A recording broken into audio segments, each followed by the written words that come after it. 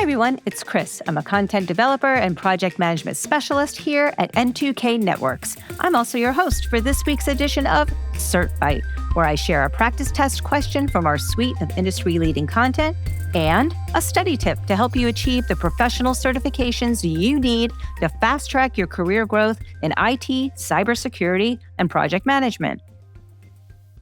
Today's question targets the ISC2 SSCP Systems Security Certified Practitioner exam, which was updated on September 15th, 2024. This exam is targeted for IT admins, directors, managers, and network security professionals who have a hands-on role in operational security. I've enlisted Stephen once again to join us, who is our resident ISC2 expert. Welcome, Stephen. How are you today? I'm doing great, Chris. Thanks for having me. Absolutely. So, Stephen, I understand this cert requires only 1 year of work experience.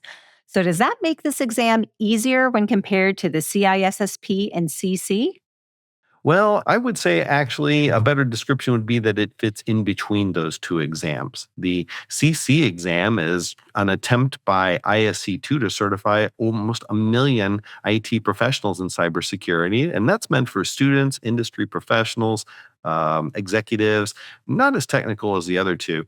The exam we're talking about today, the SSCP exam, will have more practical knowledge on it. And the CISSP, we all know, is a big capstone part of anyone's certification path. All right, great. Thank you for that. So, we are going to be turning the tables again. And, Stephen, you are asking me today's question.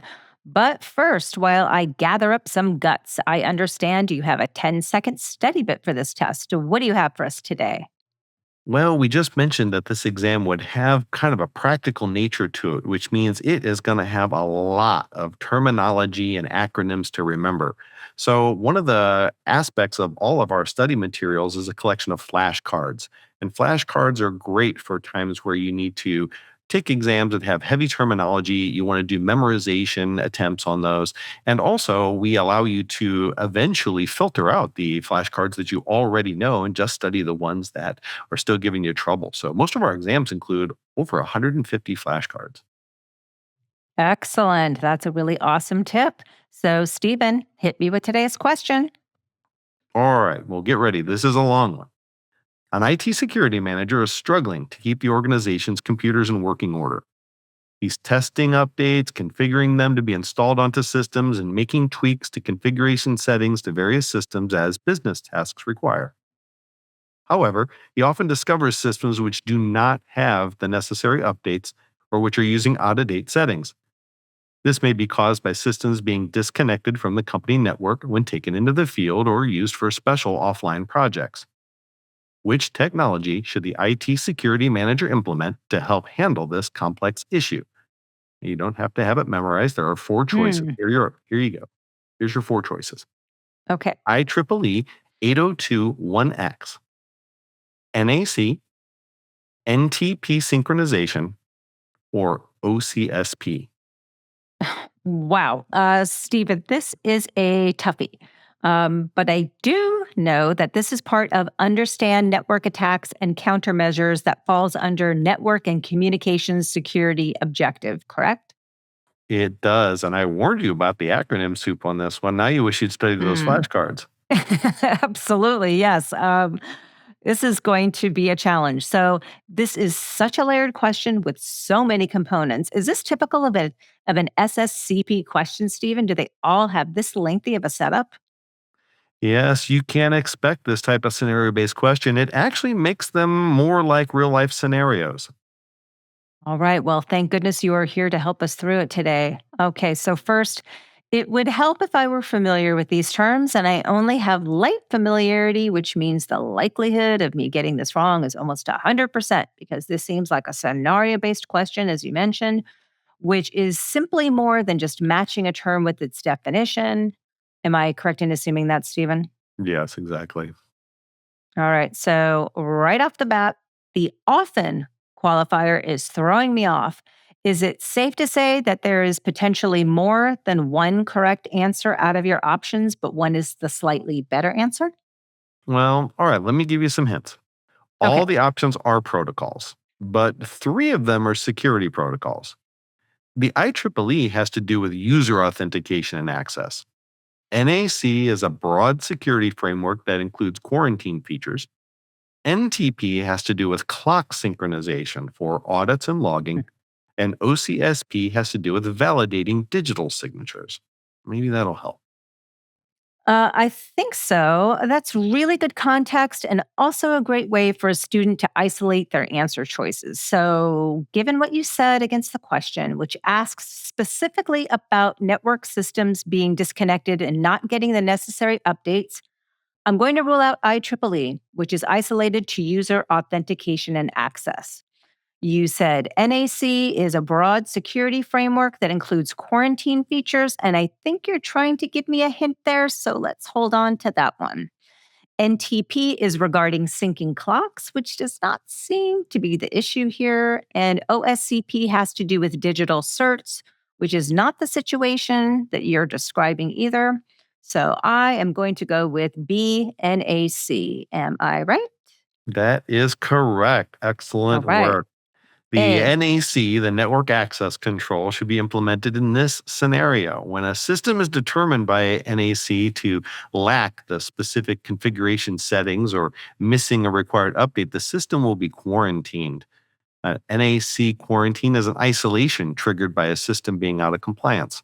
It usually involves shifting IP address assignments to place the system in a quarantine subnet, where that system is only able to access the remediation server. Quarantine remediation can be performed automatically, or it may require an administrator to perform manual operations. Once the system is brought into compliance, then it's returned to the production network. This technology ensures not only will systems have the current configuration, but also the updates that they need to interact with the production environment.